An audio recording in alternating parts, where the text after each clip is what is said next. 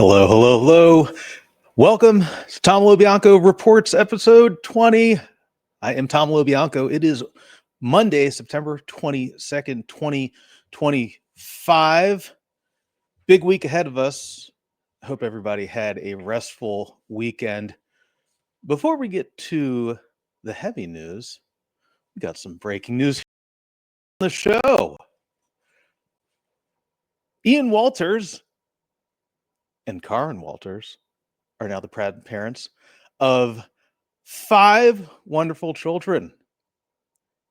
Welcome to the world.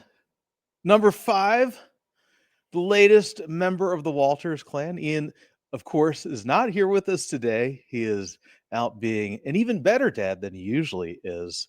Congratulations. We're all very happy for you, man. Name to come, more details to come. We'll keep everybody in suspense. So happy for the Walters family. Way to go, guys. If you want to know why we do this, this is why, right? So that our families can grow and thrive happily in the United States of America, where we are still here today. A lot going on, a lot to unpack from the end of last week. A lot as we head into this week. Coming up on the show later today, Matt Lewis, host of Matt Lewis and the News. You can find him on Substack and YouTube. We pre-taped the interviews, so we won't be taking any questions or comments today. Unfortunately, I am not able, I don't have the streaming bandwidth here to run the Substack live and watch the comments on there for our live show today here at noon. If you're watching us on the replay at 8 p.m. on Political Voices Network on YouTube, you can drop your comments in there. I will get to those later today. Matt Lewis and I will be talking about what to understand of evangelicalism and what the Charlie Kirk funeral Sunday in Arizona showed us about the state of things. What can we learn from that? Before we do that, let's get to the headlines. Latest, here's from NBC. We find out that this is the New York Times, rather. U.S. run TikTok to license algorithm, White House says. Now, this is very important. If you've paid attention to the show, you know that a big thing that's happening right now is the consolidation of media under Larry Ellison, the Ellison family, taking over Paramount, CBS, and also potentially CNN. This is an ongoing story. Very big news here. White House, Donald Trump previewed this last week, talking about who might be involved in this, including the Murdoch family, Lachlan Murdoch, potentially Rupert Murdoch. No word yet on how this would change the powerful platform. And of note, there is an additional timeline for which this can be appealed, dealt with, perhaps punted even further down the road. That's the latest on TikTok and our media. You may have saw last week, before we hit the weekend, the U.S. Attorney for the Eastern District of Virginia, Eric Siebert, resigned in protest after Donald Trump pressured him to seek federal charges against his stated political enemies, people that he has long attacked, including New York Attorney General Letitia James, former FBI Director James Comey, and a current Democratic Senator from California, Adam Schiff. After Siebert resigned, Trump announced that he had fired him, and then said that he was directing Pam Bondi to seek charges against them anyway. Now, this is very big, folks. If this were to happen. Before we get to that, let's read the latest here. So this is Headline: Trump pushes Justice Department to prosecute his political opponents. This is from the BBC. President has called on the country's top law enforcement official, Attorney General Pam Bondi, to more aggressively investigate his political adversaries. Quote, I have reviewed over 30 statements and posts saying that essentially same old story as last time, all talk, no action, nothing is being done. What about Comey, Adam, Shifty Schiff, Letitia? They're all guilty as hell, but nothing is going to be done, Trump said on Saturday. His statement was roundly criticized by Democrats, including Senate Minority Leader Chuck Schumer. Quote, this is the path to a dictatorship, Schumer said. Quote, the Justice Department has always been a very, very strong civil service, no matter who is in charge, a Democrat or Republican. They went after law violators without fear or favor, he told CNN on Sunday. Quote, he's turning it into an instrument that goes after his enemies, whether they're guilty or not, Schumer said of the president. I would note that under U.S. law, if a federal prosecutor, the attorney general, is to actually obtain charges against anyone, they must go through the grand jury. They must present their evidence to a grand jury. Now, this is a pretty high hurdle. As we found out, I would note, with regards to Trump himself and during the Biden administration, and how then Attorney General Merrick Garland handled the many inquiries into Trump, including his removal of boxes of classified information from the White House and the follow-up to the January 6th insurrection, the attack on the Capitol, and the attempt to overthrow Trump's 2020 election loss. We'll be paying close attention to that here as this develops. Very interesting story over the weekend from NBC News. Veteran reporters Carol Leonnig, formerly of the Washington Post, and Ken Delanian report. Headline, NBC News, Tom Homan was investigated for accepting $500,000 from undercover FBI agents. Trump's DOJ shut it down. In an undercover operation last year, the FBI recorded Tom Homan, now the White House border czar, accepting $50,000 in cash, indicating he would help the agents who were posing as business executives win government contracts in the second Trump administration, according to multiple people familiar with the probe and internal documents reviewed by MSNBC. The FBI and the Justice Department plan to wait to see whether Homan would deliver on his alleged promise once he became the nation's top immigration official. But the case indefinitely stalled soon after Donald Trump became president again in January, according to 6 sources familiar with the matter. In recent weeks, Trump appointees officially closed the investigation after FBI Director Kash Patel requested a status update on the case, two of the people said. It's unclear what reasons the FBI and Justice Department officials gave for shutting down the investigation, but a Trump Justice Department appointee called the case, quote, a deep state probe in early 2025, and no further investigative steps were taken, the sources say. Full quote here. On September 20th, 2024, with hidden cameras recording the scene at a meeting spot in Texas, Homan accepted $50,000 in bills, according to an internal summary of the case and sources. Other reporting has said this was delivered to Homan in a kava bag. That's kava.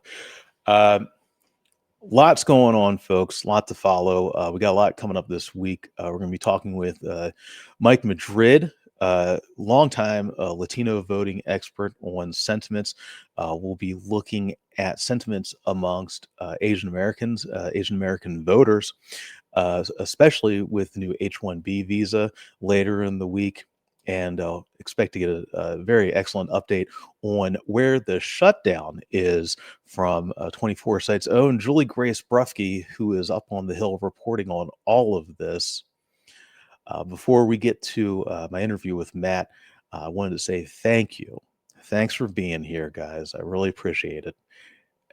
This is important. It's more important than ever that we continue to do this, that we continue to practice our First Amendment rights, continue to report without fear or favor on what is happening. You might recall I had Charlie Sykes on last week, and this is what he said a couple of days before ABC canceled Jimmy Kimmel. And this is before he said, and this is in the wake of the Charlie Kirk shooting, he said, now is not the time to cower or hide, but now is the time more than ever to use our First Amendment rights. Now is the time to speak up, to say plainly what is happening in our country. And that is what we're doing here. So, folks, please help us here at 24 Site News. Make sure to head over to 24site.news and sign up. Rearranging the schedule a little bit as we continue tinkering with what works best for folks. If you have some ideas, please let me know. You can reply to the email. I will be sending out the email after our live show now on which starts at noon on Substack. I'll be sending it out in the afternoon. And of course, you can also catch the replay at 8 p.m. on Political Voices Network. So you might noticed that I did not talk directly about the Charlie Kirk funeral at the top of the show. That's because we talk about it extensively, Matt Lewis and I here. There's a lot going on, and it's important that we understand it.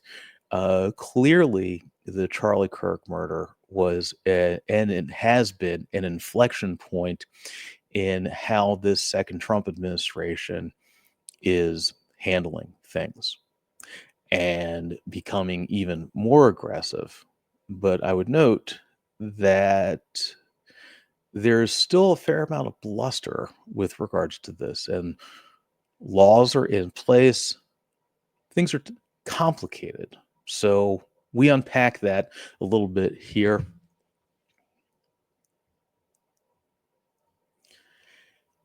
Here's Matt Lewis.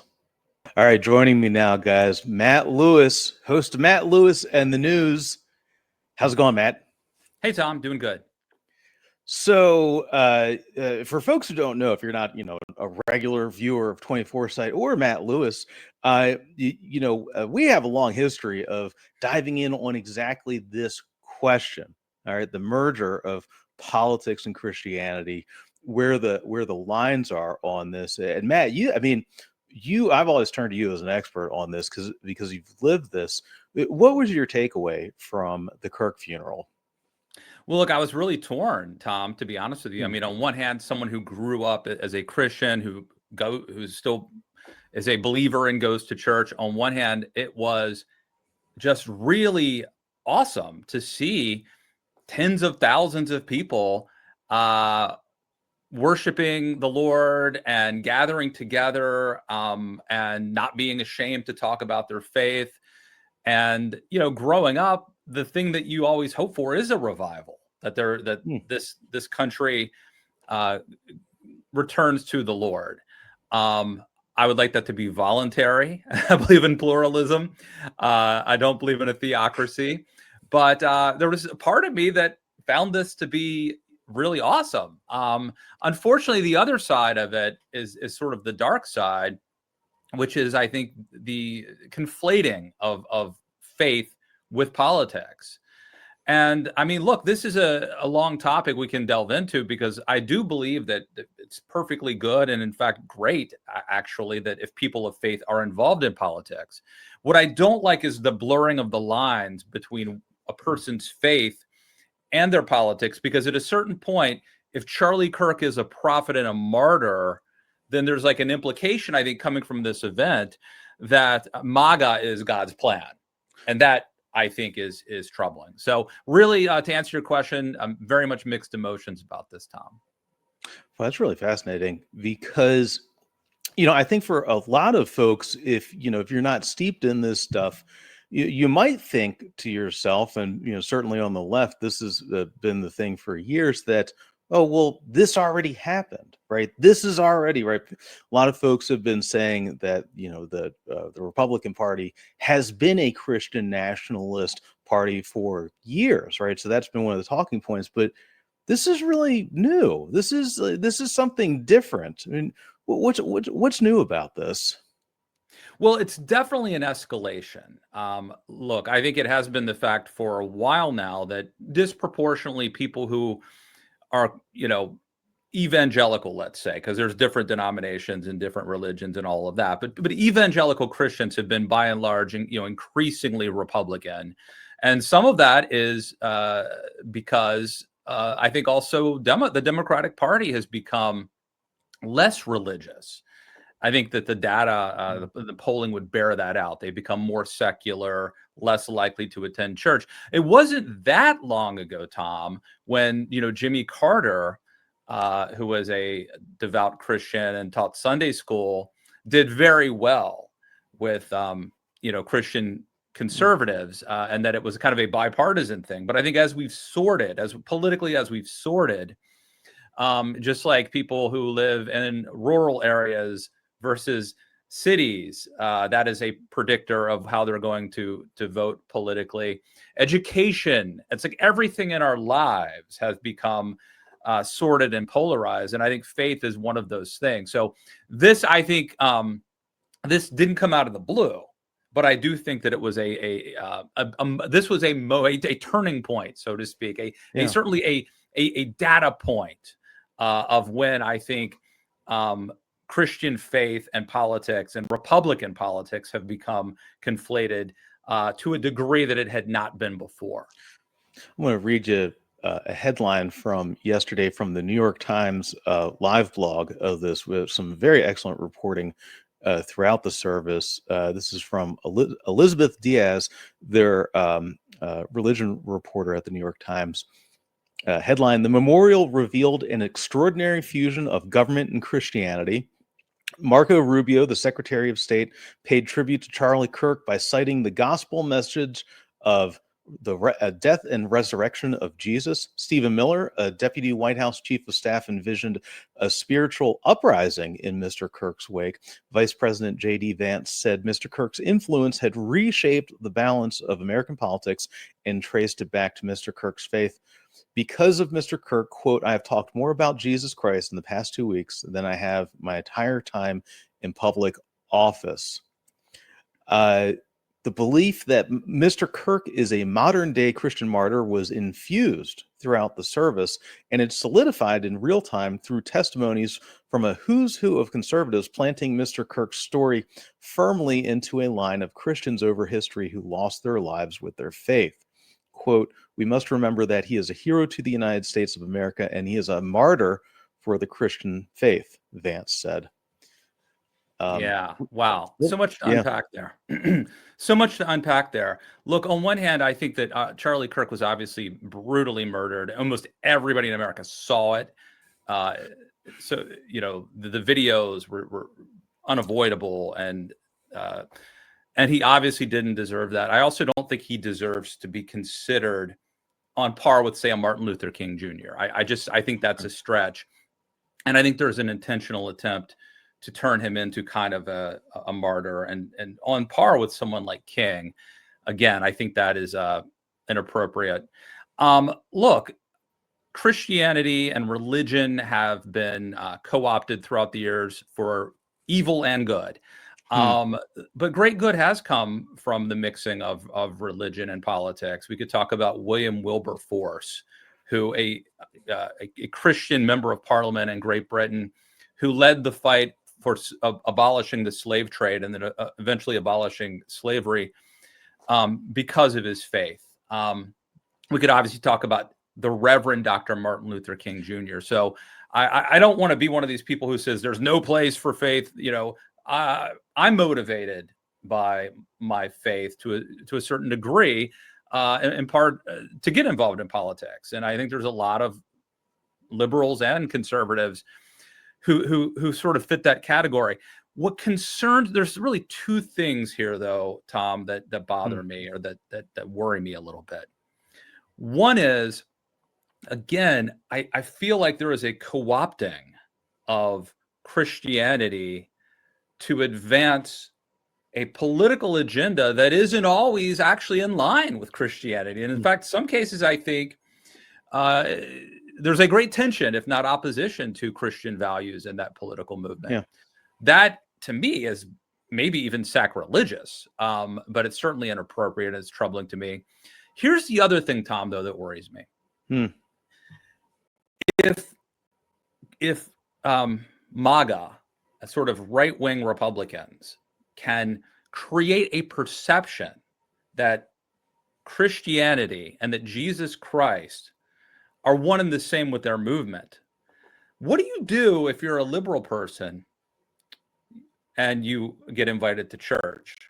What you say is, I can't be a part of those people. Those people are hypocrites. Those people are liars. Those people have sex with porn stars. Those people, J.D. Vance is a tool. I can't go to church. I'm not one of those. That's what those people are. So I think that there's a danger that you could actually be kind of, on one hand, I'm excited by the fact that I think there are people who will be open to hearing about Jesus because of Charlie Kirk and because of this ceremony.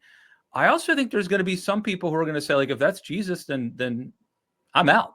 No thanks. I don't want to hear about this Jesus guy, because in my mind, they're now conflated with Donald Trump and J.D. Vance and Dan Bongino, and go down the list.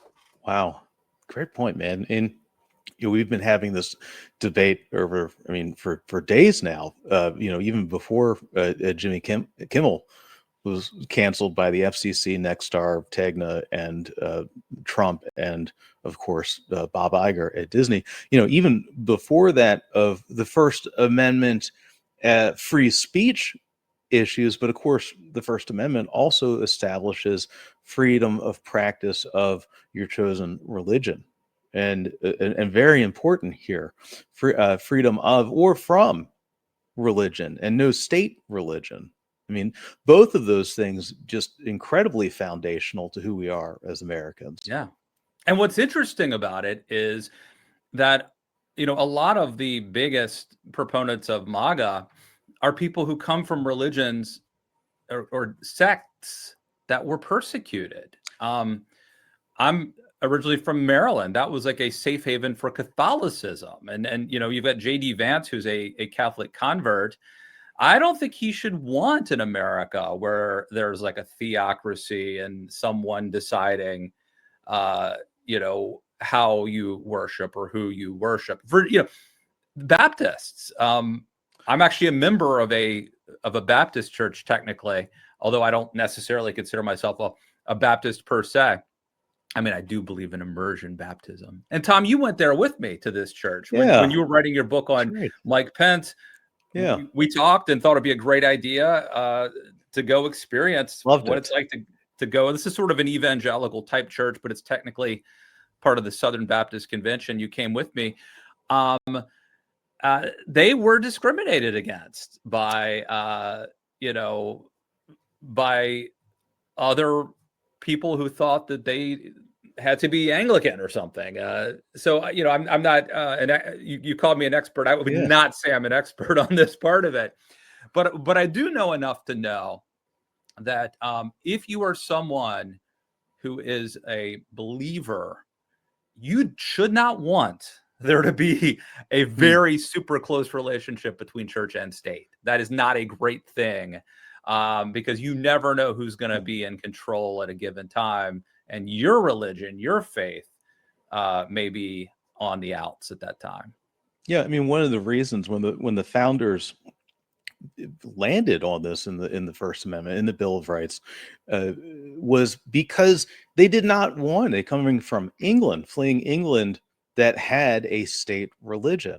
All right, and also too, they wanted the colonies, now the states, united, and they didn't want to have to choose between Anglican, Presbyterian, Lutheran, because everybody should be welcome to it. And there, it's funny, how much of the freedom was rooted in a practical political compromise to help found the United States. I wanted, and folks watching now, if you just joined us, so we pre-taped this earlier today. Matt will not be around to take any questions at the end of the show, but I'll be here, and I will do my darndest to actually channel Matt, as I've done often over the years. He has a lot of wisdom in this area, and so Matt, what do you think of this free speech battle? Because so as much of this as this was about Charlie Kirk, the sitting president of the United States almost instantaneously made it a political war against his stated enemies. So, where do you think we stand right now? Certainly coming after a really wild last week. Where is the state of free speech in America? Under attack. It is very interesting. I mean, look, I think this all goes back to Donald Trump's, first term. He had people who were reining him in. He had the quote unquote deep state. He had establishment figures, and Trump didn't really know what he was doing, and his true believers didn't really know what they were doing. But he got that 4 years in the wilderness where they really came up with this Project 2025, and they purged out, not only, liberals, but like establishment Republicans and anyone who might want to think independently, or even slow down or question Trump or the MAGA philosophy. And now here we are. And I think, it was David Frum who said the velociraptors have learned how to turn the doorknobs. That's where we are. And so I think Trump has always had these authoritarian tendencies. He's always viewed hate speech as speech he hates.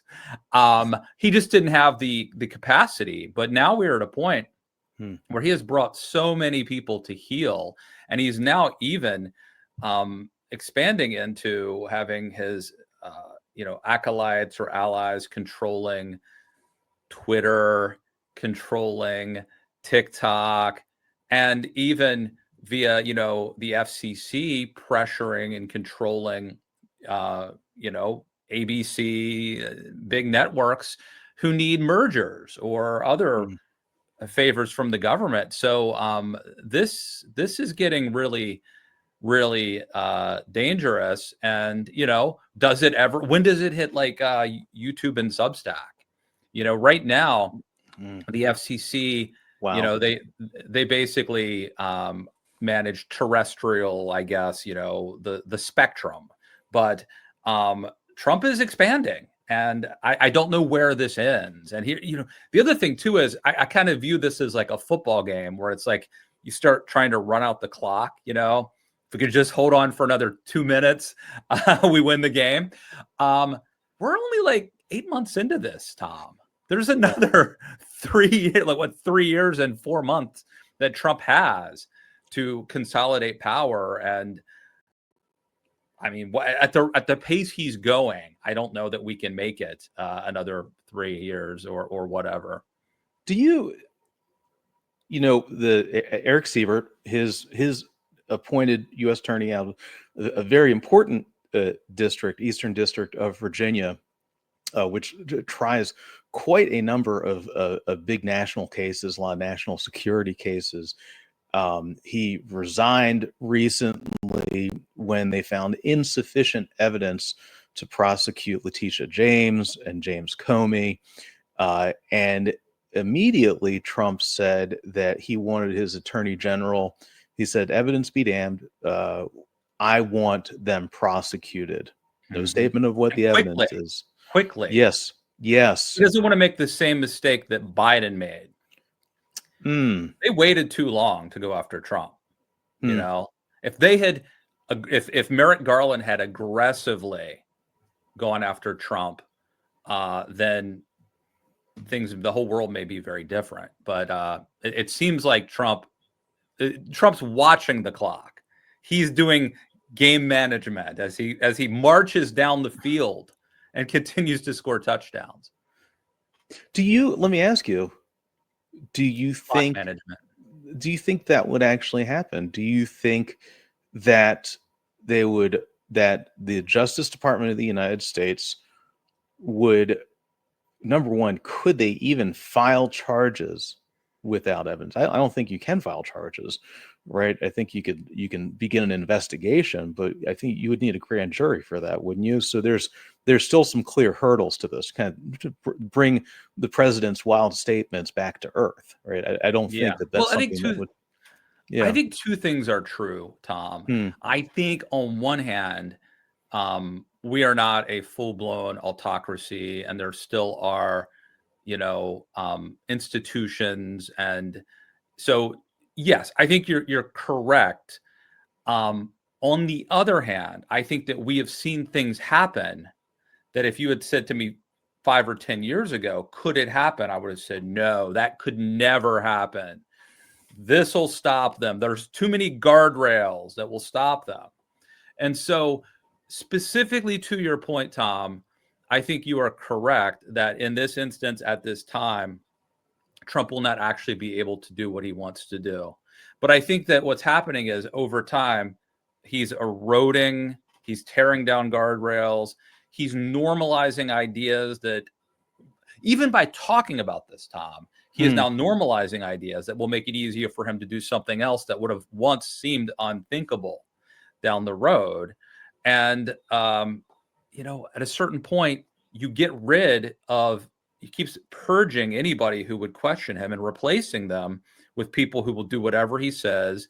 Constitution be damned. I mean, I don't know where that leads us ultimately. Again, think of what he's done in the first 8 months and consider that we've got over 3 years to go.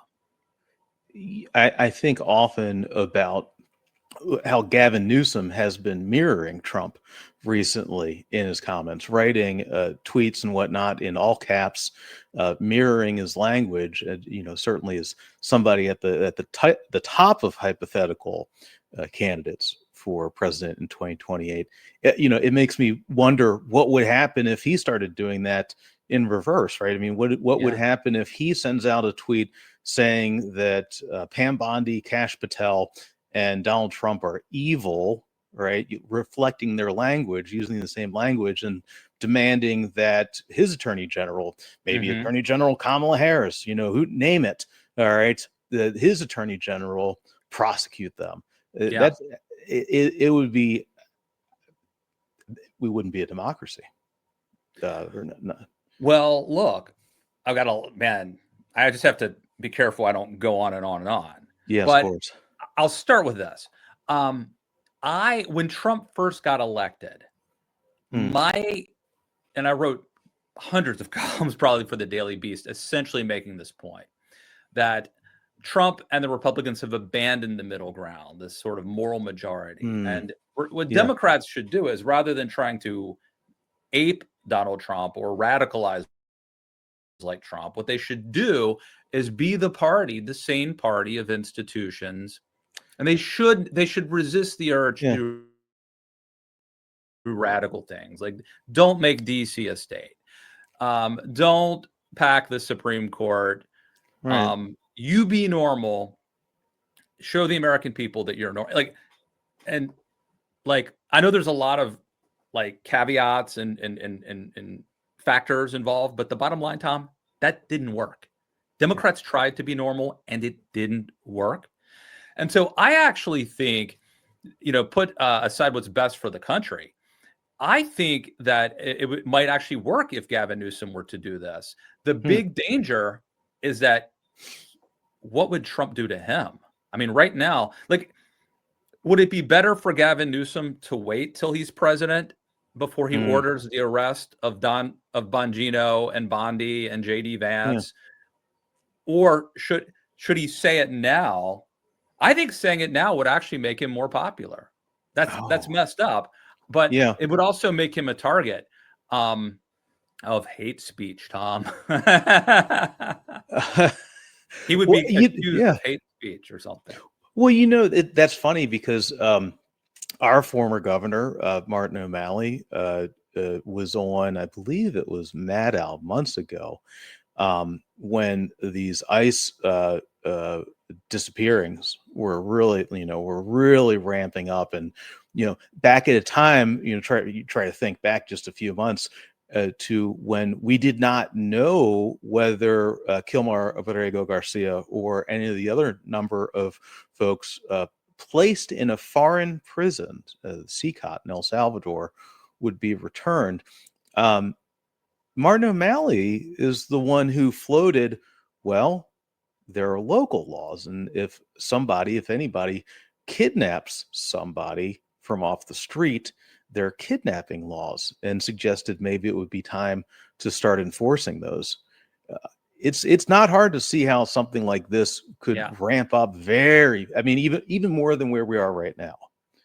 Well, it'd be hard for me to tell Democrats the same advice I gave them in the past. I mean, in the past, I wanted them, to be the party of institutions, the party of norms. That didn't work. Now, again, I think you could argue like, well, it's because Joe Biden was 1 million years old, and it's because Kamala Harris is a woman, and she picked him, whoever. The bottom line is Democrats tried that playbook and it failed.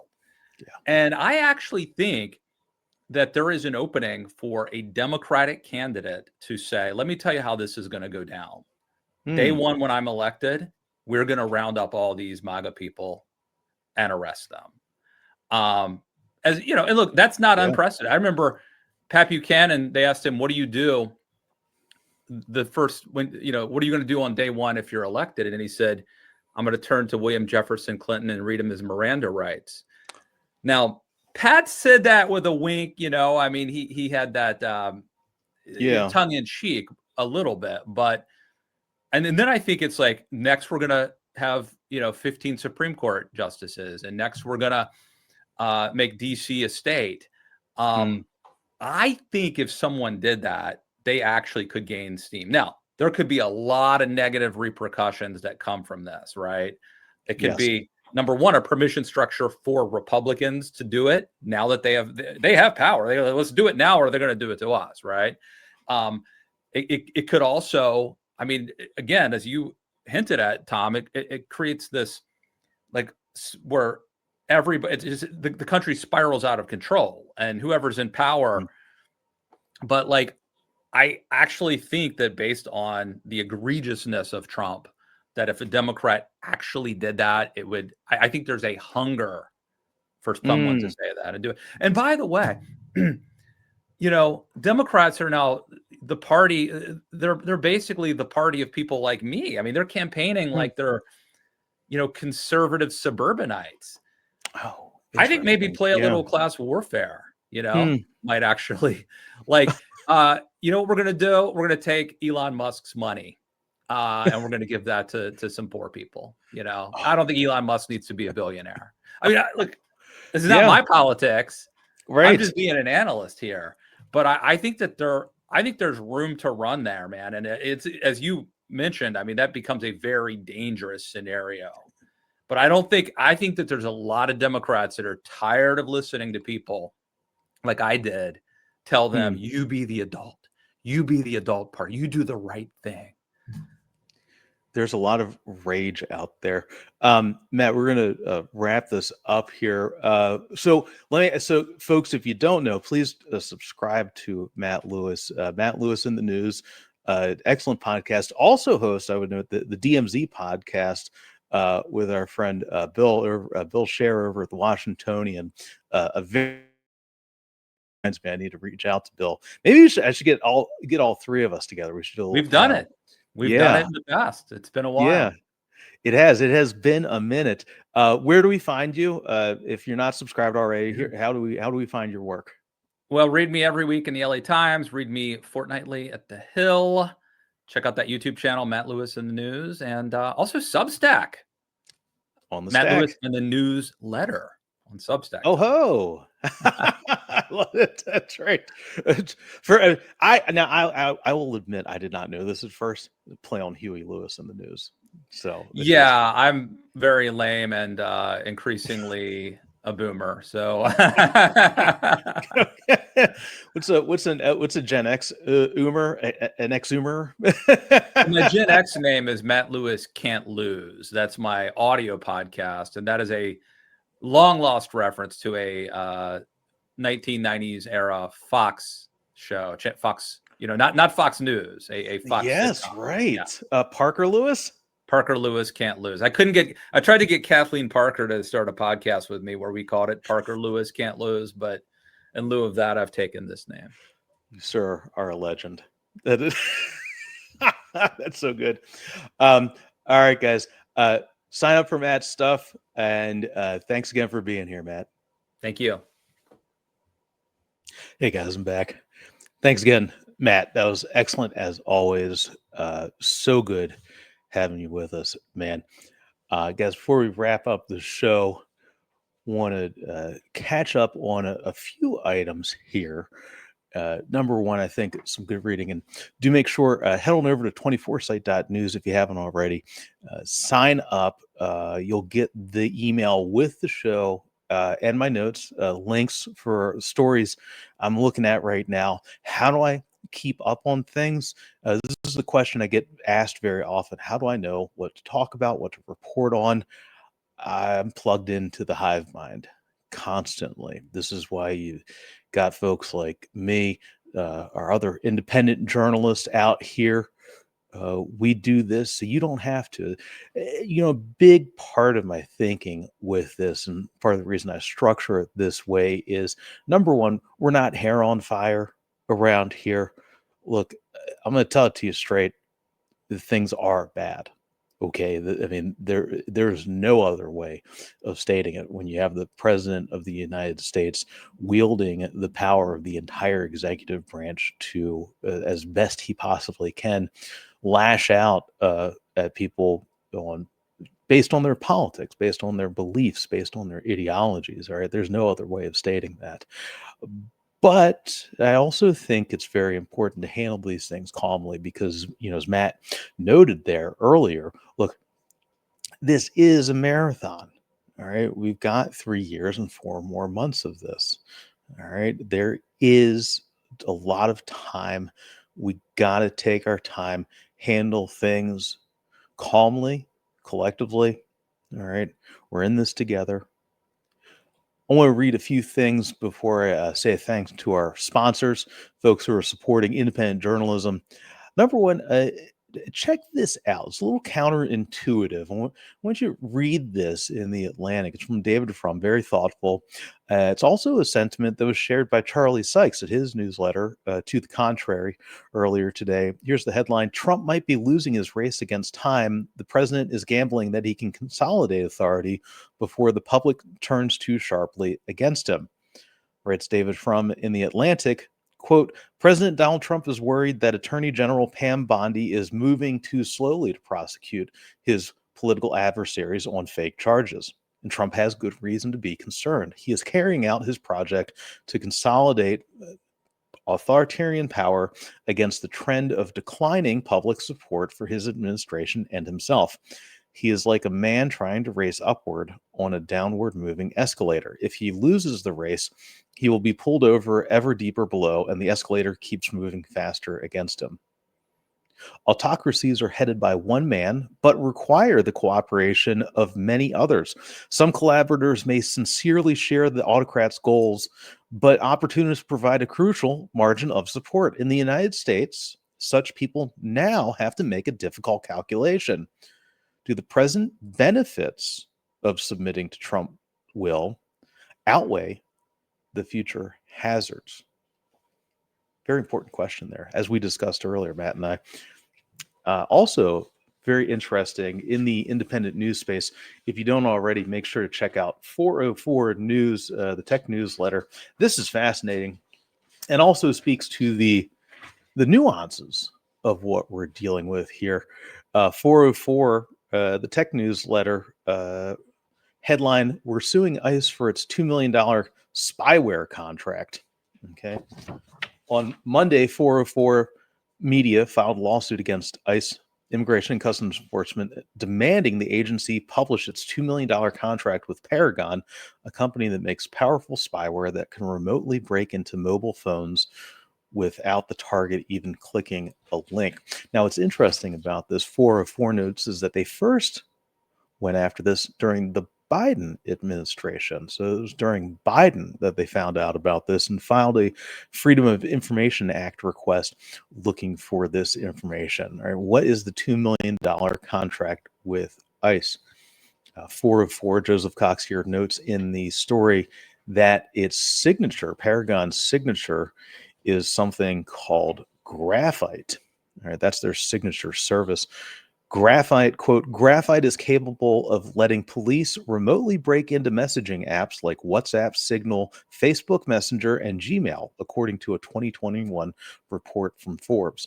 While other government spyware tries to take over an entire device, allowing all sorts of capabilities, Paragon sets itself apart by promising to access just the messaging applications, according to Forbes. So I'll link both of those in the email that's going out this afternoon.